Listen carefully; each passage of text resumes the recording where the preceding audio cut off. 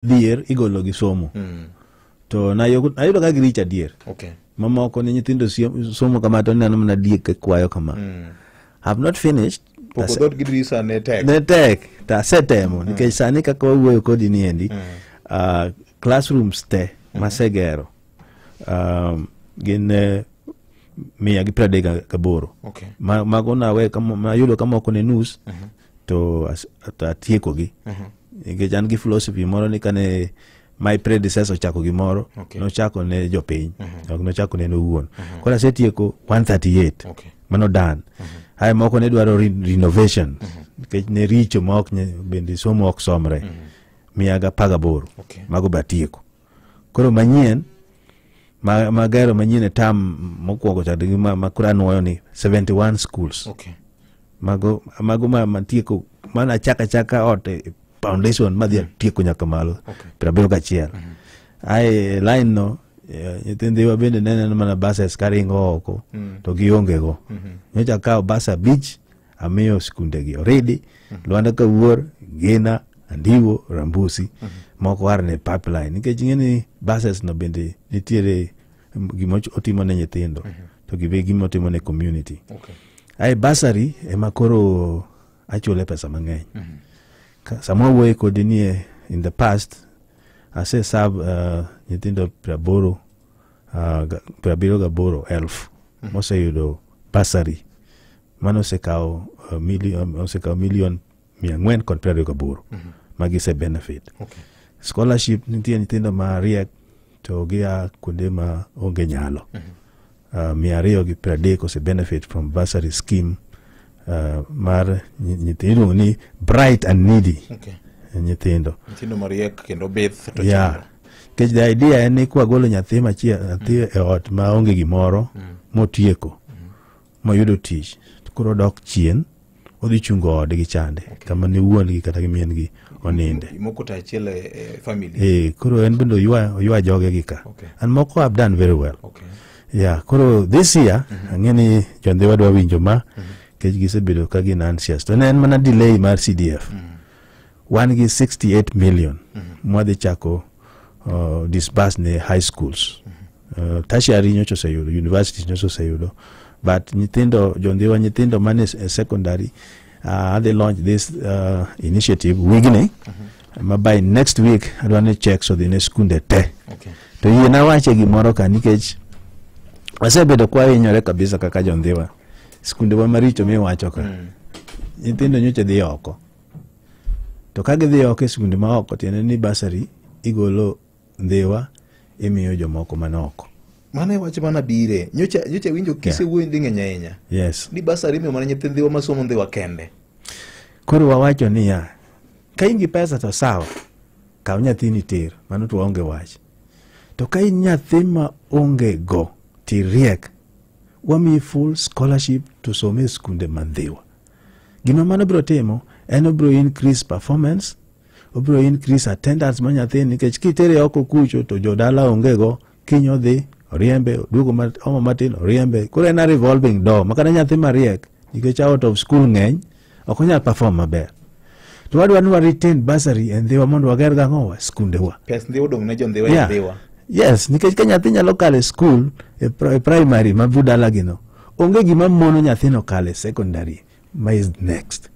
Koro kata kowuok no dhi college sawa college badwa dino negi nikech kagero TVET agero KMTC unless nidwa timo medicine koro nyalo wuok. Koro adwaro nyathi o ECD dalagi odhi e primary dalagi odhi e junior dalagi odhi e high school dalagi. Koro kata kowuok odhi kologi TVET kacha kata odhi ndhiwa TVET kata kodhi e KMTC put end within the constituency.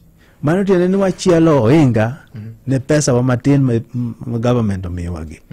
Otherwise wan akawa 3/4 mag pesa mag bursary to wamiyo skunde ma oko tiene ni gin gigerore to wan wadok chien.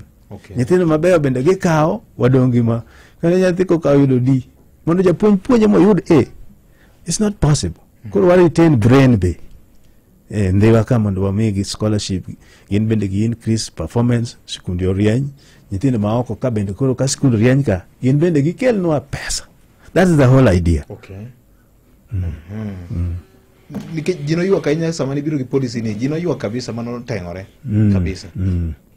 Lakini sani koro giyie nikech skunde now perform better.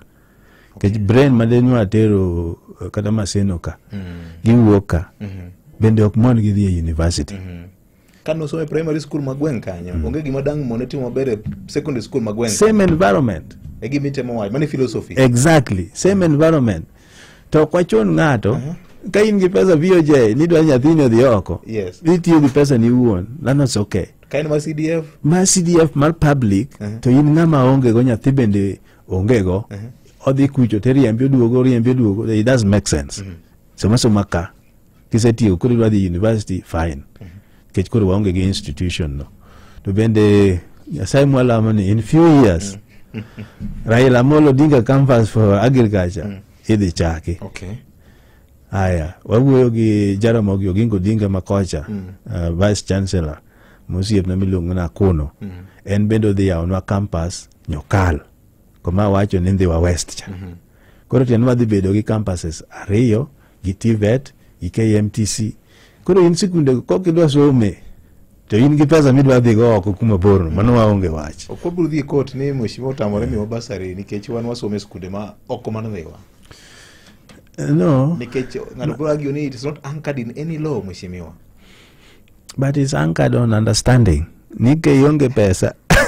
Onge tiende dhi lao school oko kucho, tibiro riembi 5 times. Ingeni ka ingi pesa nito sawa. Nikech basari actually noketi mondo mi nyithindo maonge go. En mana ni sani ka COVID no biro to ji noduoge level moro no ginyalo afford fee. Mano momiyo wakete flat matin timiye ji mang'eny. But ideally basari onego subsidize nyithindo maonge gi nyalo at all. Okay. Koro mano kot maka gitera ta awin mabor. Kendo awin gi jopiny ng'eya te. Erokamano. Erokamano ahinya. Ndalo moko nitiere kwayo moro mane dwa dar godo prison Momo Bay cha itero Ndhiwa. Ingeni jogo ni nayudi dinalawo gi tienda. Nikech mano was not the agreement. Nwa kapok nang'eyo lo mar Raila Amolo Odinga Campus for Agriculture and Technology, na winjora gi Tom Mboya mwandiko MOU. Koro MOU ni ne wacho ni wan wang'eyo lo maben wang'eyo 45 acres to wamiyo Tom Mboya, to Tom Mboya gero campus mar mwachako ni Raila Amolo Odinga ni mar agriculture nikech Ndhiwa en agricultural constituency. To bende kama Tom Mboya nitie janen agricultural training center. No nego FTC. You know the whole idea. No nego FTC Makacha, Farmers Training Center. Yes. Koro man wadwa resurrect Ndhiwa. Okay. Mondo gibed gi demonstration center, teaching center and everything.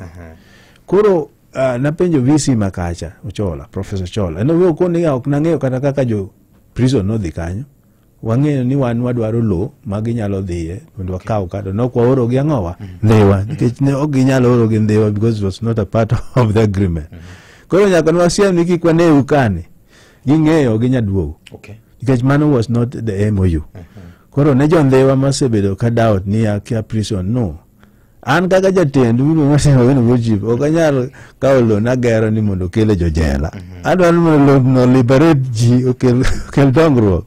Koro gima kamano onge. In fact waseyudo ne some donation mabiro dhi through Tom Mboya gi school moro loka koni mondo wachak matin. Okay, wabenda se wuoyo go ni neno kaka jakome mano dhi oketo kidi kacha. To koro in mibedo kamito okay. En bendo ng'eyo kako dhi golo pesa moko nyalo miyo Tom Mboya mondo mi wachago campus kanya. I have faith kendo an gadieri ni within the next year nyithindo biro kata farmers biro puonjore kanyo, nyithindo biro somo and all that. Erokamano modong' ahinya. Ndhiwa ka bedi pure niang' nyo ine committee mar agriculture. Yes. National Assembly ka. Okang'eyo ni paro mane ma in go e wach